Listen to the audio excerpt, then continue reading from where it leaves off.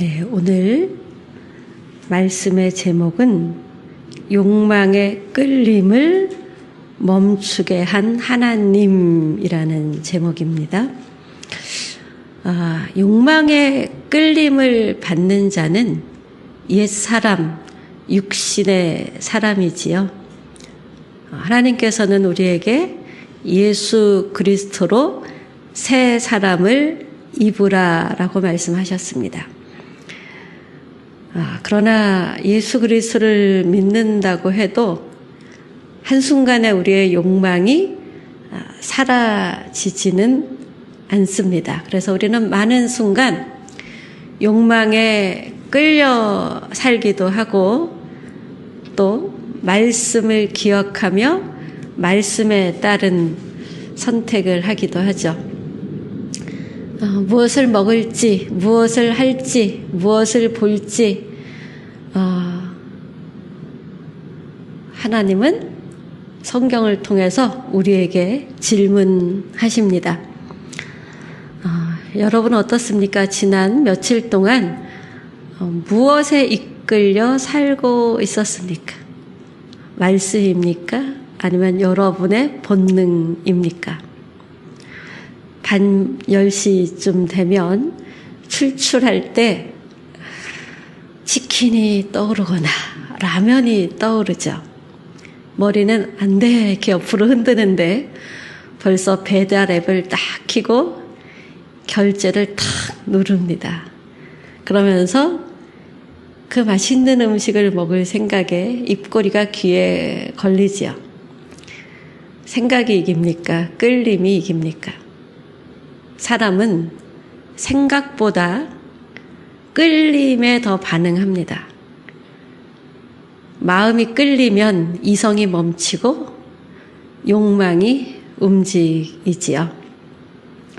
그런데 하나님은 욕망이 일어나는 사람의 마음을 잘 아시는데 그 욕망에 끌려 살지 않도록 하나님이 지연할 수 있는 지혜를 주세요.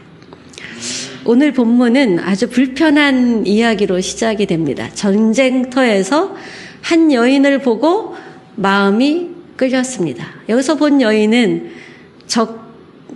없애야 할 적국의 여인이겠죠. 이방 여인을 보면서 피 끓는 사내가 마음이 끌린다라는 것입니다.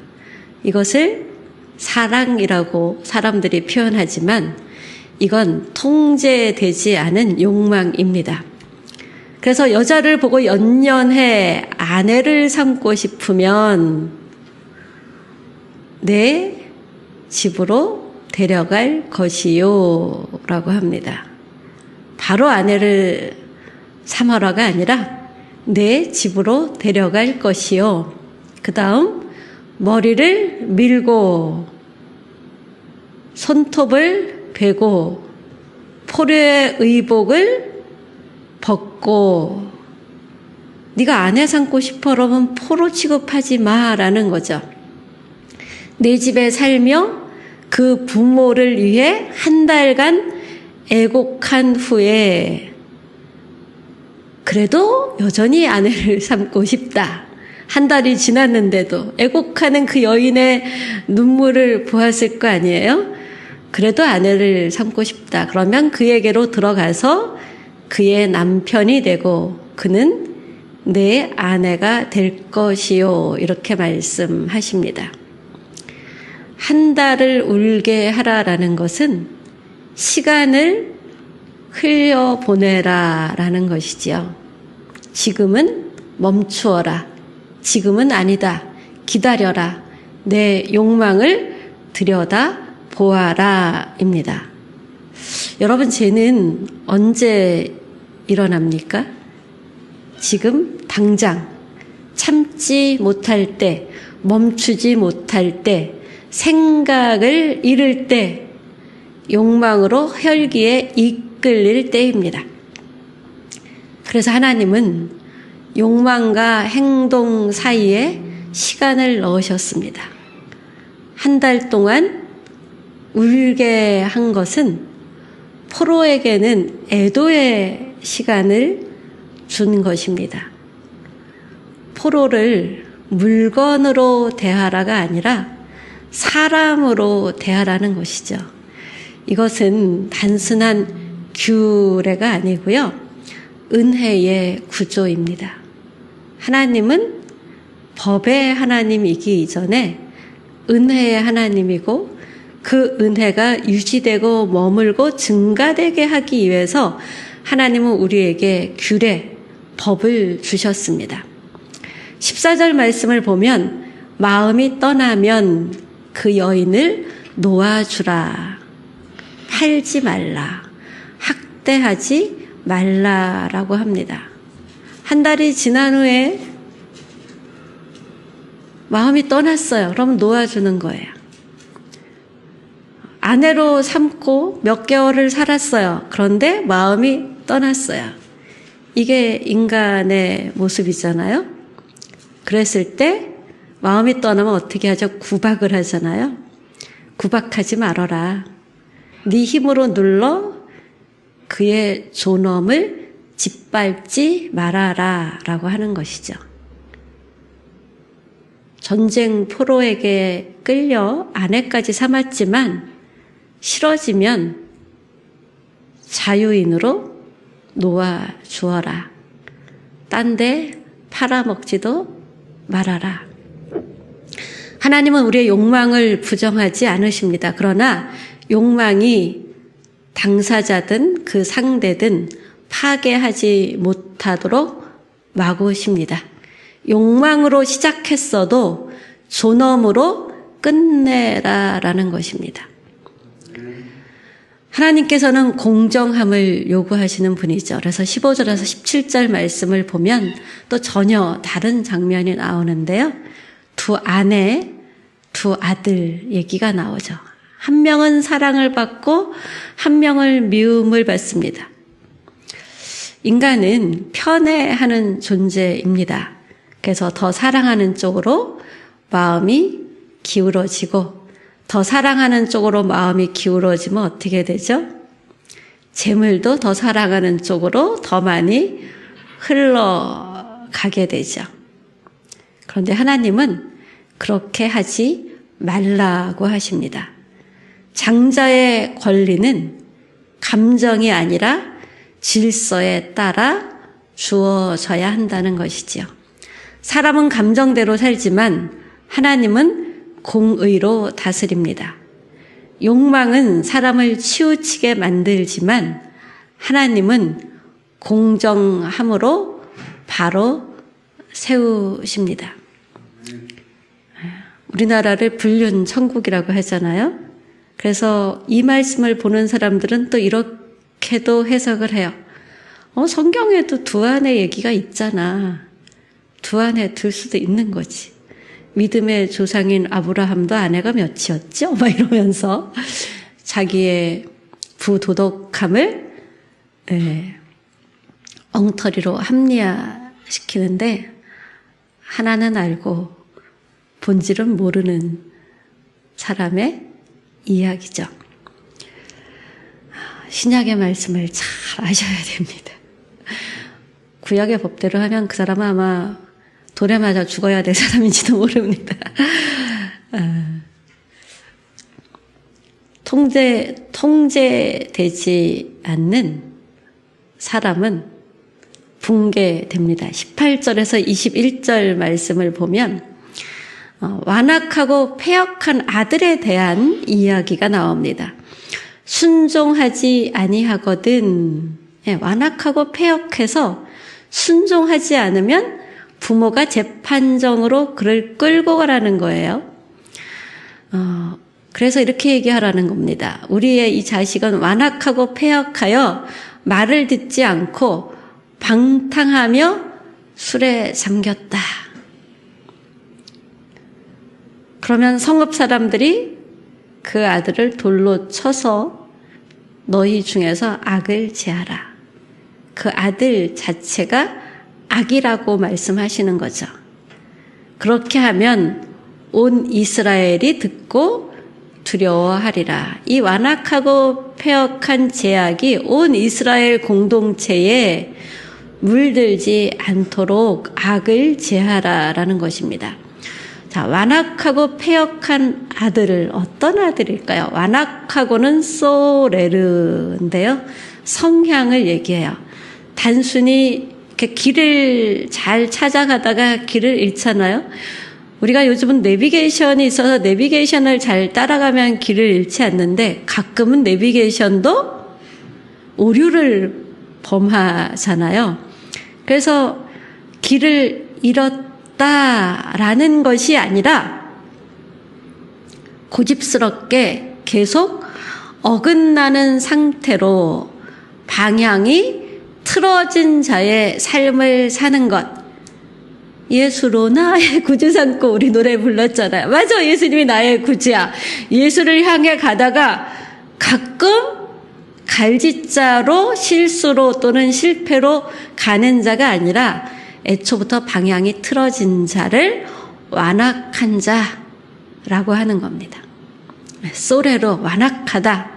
패역한 자는 의도적으로 권위를 인정하지 않고 거역하는 것입니다. 인간의 본질은 길이 틀어지고 마음이 틀어진 방향을 틀어진 상태로 사는 걸 좋아하지요. 또 인간의 본질은 이 패역하니 모래라는 건데요. 내일이 아니고 모레입니다. 우리는 엄마가 공부해라 그러면 내일부터 할게, 조금 있다가 할게 이러는데 내일부터 조금 있다가가 아니라 모레. 패역하다, 알면서 거부한다. 알면서도 하나님 쪽으로 가지 않는다. 징계해도 안 되고 가르쳐도 안 되는 자를 패역한 자라고 합니다.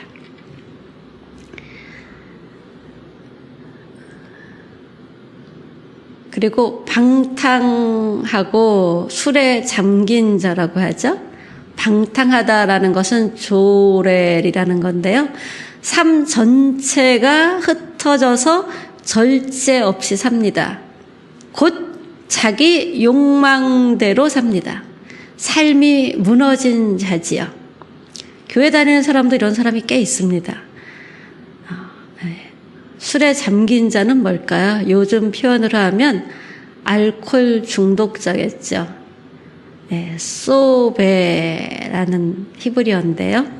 자기 통제를 잃고 쾌락에 지배당하는 사람입니다. 경계도 없고 책임감도 없습니다. 자, 완악하고 패역한 아들, 방탕하고 술에 잠긴 아들. 그래서 패역하여 쾌락에 붙잡혀 있다면 이미 그의 인생은 길이 완전히 틀어졌다. 하나님을 그는 거부하고 있고 욕망을 멈추지 못하고 있다. 계속 쾌락에 빠져 사는 것이죠. 누구 이야기일까요? 우리가 여기에 완전 취해 살지는 않지만 간간히 우리에게도 이런 모습이 있지 않은지요. 하나님을 떠나면 방향이 틀어지고 방향이 틀어지면 하나님을 밀어냅니다. 그러면서 결국 욕망에 무너져 쾌락에 끌려가지요. 이러면 안 되는데, 그래서 걸리지 않으려고 철저히 부지런히 이러면 안 되는데 흔적을 지우며 살아갑니다. 카카오톡에 오면 읽고 빨리 지워버리잖아요. 걸리면 안 되니까.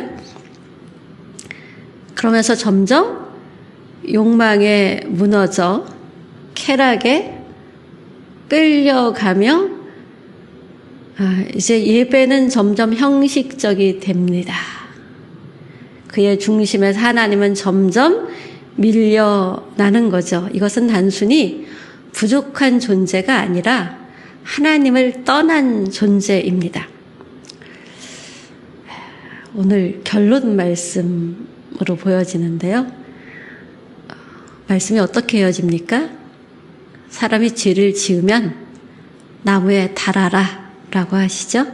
나무에 달린 자는 하나님께 저주받은 자라. 신명기 27장 26절에서는 이 율법을 지키지 않는 자는 저주를 받을 것이다. 그때 모든 백성이 아멘 합니다. 이 아멘은 믿음의 고백이 아니고 절망적인 동의입니다. 우리는 못 지키는 것이 아니라 철저히 지킬 수 없는 존재입니다. 그래서 우리는 나무에 달려서 저주를 받을 수밖에 없는 자이기 때문에 절망적 아멘을 하는 것이죠. 우리가 감당해야 될 심판이 나무에 달리는 것입니다. 그런데 그 자리에 예수님이 서셨습니다. 우리가 소레로였을 때, 모레였을 때, 졸렐이었을 때, 소베였을 때 그분은 우리의 길이 되셨고 우리 대신 순종이 되셨고 거룩이 되셨고 우리의 자유를 이루셨습니다. 그런데 그 모든 결과를 대신 지신 주님을 나의 주님이다 라고 말하면서 나는 주의 종입니다 라고 말하면서 나는 여전히 욕망에 이끌려 틀어진 길을 가고 하나님을 거부하는 선택을 하며 나는 나를 통제할 수 없어요. 그러니 봐주세요. 하나님은 사랑이시잖아요. 라고 한다면 하나님의 사랑을 모욕하고 짓밟는 것입니다. 이래서 십자가가 필요했군요. 이래서 주님이 나를 위해 죽으셨군요. 그런데도 나는 여전히 이 방탕한 삶을, 술에 잠긴 삶을, 완악하고 패역한 삶을 청산하기가 너무 어렵습니다. 주님 내 안에 들어와 주십시오. 말씀으로 나를 지배해 주십시오. 성령으로 나를 이끌어 주십시오. 성령이 나를 이끌어 주시지 않으면 나는 여전히 저주 아래서 주님을 부인하고 거역하며 살 수밖에 없습니다. 십자가를 단단히 붙듭니다. 십자가 아래로 들어갑니다. 라는 고백이 우리의 고백이고 우리의 기도여야 하는 것이죠. 우리는 그렇게 기도할 수 있는 길을 하나님의 아들 예수 그리스도를 통하여 달려갈 수 있도록 초대받았습니다. 우리는 저주 아래 있던 자였지만 이제는 십자가 아래에서 살 수 있는 자, 욕망에 이끌리는 자였지만 이제는 새 사람이 되어서 성령의 이끌림을 받을 수 있는 자가 되었습니다. 그래서 예수님께서는 또 많은 선지자들의 사도들을 통하여 뭐라고 말씀하셨죠? 현재적으로 지속적으로 성령 충만을 구하라 라고 말씀하셨습니다. 저와 여러분 안에 또 우리 모두 안에 이 성령에 이끌리는 은혜, 말씀에 이끌리는 은혜가 충만하길 바랍니다. 우리 같이 기도하는데요. 나와 내 가정이 이 한국교회가 이 나라와 민족이 더 이상 욕망과 감정에 끌려가지 않게 하소서. 우리나라의 입법들이 하나님의 거룩한 뜻을 따르는 입법이 아니라 인간의 욕망과 감정을 채워주는 입법이 행행하고 있어요. 이렇게 되지 않게 주님 도와주십시오. 하나님을 경외하며 말씀에 반응하는 나라가 되어지게 해주십시오.